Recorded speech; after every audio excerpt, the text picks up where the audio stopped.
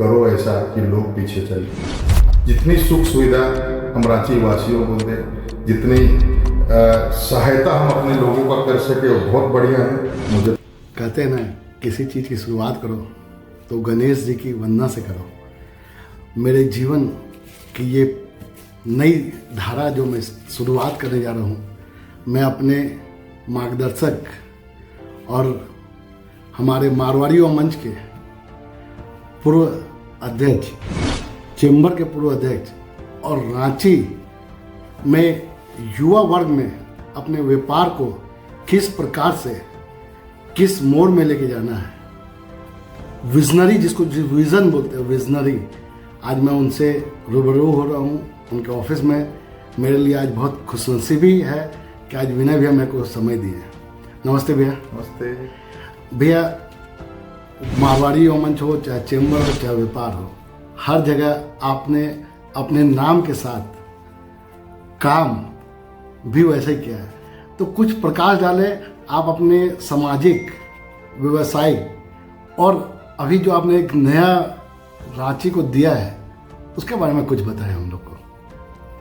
विकास जी, देखिए ये आपकी बड़कपन है कि आप इस लायक समझ के मेरा एक वीडियो आप बना रहे हैं। मैंने जीवन में 2-3 ही चीज सीखा है और वो सिखाया है मेरे पिता ने। पिताजी के मार्गदर्शन में और पिताजी के कथन अनुसार कि कर्म प्रधान होता है। कर्म अगर आपका सही है तो फल आपको देने से कोई रोक नहीं सकता है। और उन्होंने साथ ही साथ ये भी कहा कि ये दुनिया बहुत बड़ी है और इस दुनिया में किसी के पीछे मत भागना कभी भी। जीवन कुछ ऐसा करो कि लोग तुम्हारे पीछे भागें। 1968 में राजस्थान से रांची आए और बसे पिता श्री ओम प्रकाश अग्रवाल। उन्होंने 11 रुपये 25 पैसे से अगरबत्ती के व्यवसाय को शुरू किया और वो 11 रुपये 25 पैसे से अगरबत्ती के व्यवसाय को शुरू इसलिए किया क्योंकि उस समय भी धूपबत्ती को कोई जानता नहीं था। तो एक नया व्यापार, नई चीज लोगों के बीच में हम लोगों ने रखा। धीरे धीरे हम लोगों ने अगरबत्ती के व्यवसाय को बढ़ाया। बढ़ाने के बाद पिताजी ने फिर अगरबत्ती की मैन्युफैक्चरिंग चालू की, फिर अगरबत्ती के पैकेट और बॉक्सेस की प्रिंटिंग चालू की और साथ ही साथ फिर बड़े भैया जब इन्वॉल्व हुए श्री अजय अग्रवाल, तो उन्होंने एक वेयर हाउस का फील्ड चुना। ये वेयर हाउस वो वर्ड है जिसको एक समय में लोग सिर्फ गोदाम के नाम से जाना करते थे। वेयर हाउस वर्ड लोगों की जुबान पे नहीं था। एक वेयर हाउस का कॉन्सेप्ट बड़े भैया बाबूजी सब मिलकर लाए, जिससे ये हुआ कि भाई जितनी भी मल्टीनेशनल कंपनीज है, क्योंकि अब राजधानी बन चुकी थी, हमारा प्रदेश अलग हो चुका था, तो वेयर हाउस के बिजनेस को हम लोगों ने रांची में स्थापित किया एक ऐसे समय में जिस समय सिर्फ लोग एक गोदाम के रूप में जानते थे और गोदाम बोलने से भी सिर्फ एक FCI की गोडाउन्स होती थी उसको लोग जानते थे। लगे हाथ समय चेंज होता गया, परिवार बढ़ता गया। तो एक समय था जो मेरा भी एक ड्रीम प्रोजेक्ट है। घर में मैंने एक प्रस्ताव रखा कि भाई मुझे एक रिजॉर्ट बनाने की इच्छा है, क्योंकि देखते हैं कि अब जिस तरीके से डेस्टिनेशन मैरिज का प्रचलन बढ़ गया तो उसमें लोग रांची से बाहर जाते हैं। हमारे प्रधानमंत्री मोदी जी भी बोलते हैं वोकल फॉर लोकल। मेरा आपसे तीसरा एक आग्रह और मेरी मांग है, वोकल फॉर लोकल को लेकर है। तो हम लोगों के मन में आया कि क्यों नहीं एक चीज हम लोग यहाँ पे बनाएं जो एक शहर को, एक स्टेट को एक गिफ्ट हो और लोगों की बाहर जाने आने की जो परेशानियां हैं उससे लोग वंचित रहें और घर में रह के अपने व्यापार को भी नुकसान ना हो और अपने एक सीमित व्यवस्था में एक अच्छा शादी विवाह का जो उनका एक अपना सपना है वो पूरा हो। उसी के अनुकूल सबके आशीर्वाद से, देवी देवताओं की कृपा से, अपनों के प्यार से हम लोगों ने एक विनायका इको रिजॉर्ट रांची में दिया है। उम्मीद करते हैं और प्रयास है कि लोग इसे पसंद करेंगे और आने वाले समय में एक ये माइलस्टोन पैदा हो। आज भी मैं चर्चाओं में सुनता हूँ कि कई रिजॉर्ट के प्रस्ताव अलग अलग शहरों में लोगों के द्वारा आ रहे हैं।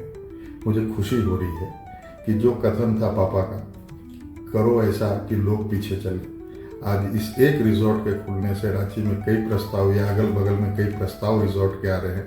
मुझे ऐसा लगता है कि शायद मैं अपने पिता के उस बात पे खरा उतर रहा हूँ, और शायद वो हम लोगों ने सबने मिलकर ये कर दिखाया कि लोग अब उस और एक नए व्यवसाय की ओर लोग बढ़ रहे हैं, और सभी का स्वागत है और बहुत खुशी की बात है।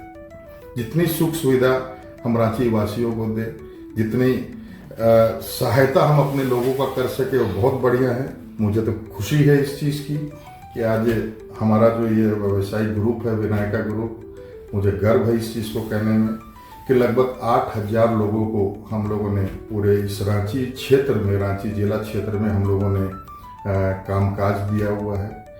बिजली बिल का एक अच्छा खासा हैंडसम अमाउंट हमारे ग्रुप के द्वारा पेमेंट होता है, और जीएसटी में भी मैं कहूँगा कि जीएसटी में भी एक अच्छा खासा हैंडसम अमाउंट हम लोग पेड करते हैं, और ईश्वर की कृपा रही आने वाले समय में और कुछ नया हम लोग करेंगे यहाँ के लोगों के लिए, यहाँ के लोग, क्योंकि ये पूरा शहर, ये पूरा प्रदेश हमारा परिवार है। परिवार के लिए जितना करें उतना कम है, यही कहना है। राजस्थान से जब आए थे पापा तो कुछ नया करने की सोचे थे, और जिसे पीढ़ी दर पीढ़ी आपने आगे बढ़ाया। अभी आपके भतीजे ने भी आप लोग को ज्वाइन किया है, वो बाहर से पढ़ के भी आए हैं। तो आपके जो मार्गदर्शन मिला आपको, आपके पापा जी से, आपके भतीजे को दादाजी से, मतलब माँ सरस्वती आपके मुखमंडल में विराजमान है, और आप इतना रांची वासियों के लिए करते हैं। कभी कोई बात ऐसी आपको लगी जिससे कि आपको लगा कि नहीं यार, मेरे को, मैं क्यों करता हूँ किसके लिए? देखिए, एक चीज़ तो ये मानना पड़ेगा कि ये जो मारवाड़ी शब्द है, और हम लोग जिस कौम से आते हैं, मारवाड़ी का मतलब ही है व्यापार और उद्योग। आज मैं कहना चाहता हूँ इस चीज़ को बहुत अच्छे तरीके से कि जिस तरीके से आजकल बच्चे लोगों को हम लोग उच्च शिक्षा प्रदान कर रहे हैं, और उच्च शिक्षा बाहर भेज के प्रदान करके, और जो उनको जो जॉब कल्चर में भेज रहे हैं, ये इस पे मेरा अपना आपत्ति है। हम अपने घर के बच्चों को संस्कार दें, उच्च कोटि की हम उनको सहायता करें, उच्च शिक्षा प्रदान करें, लेकिन उनसे निवेदन है कि वो आके फिर अपने घरेलू व्यवसाय को ही आगे बढ़ाए।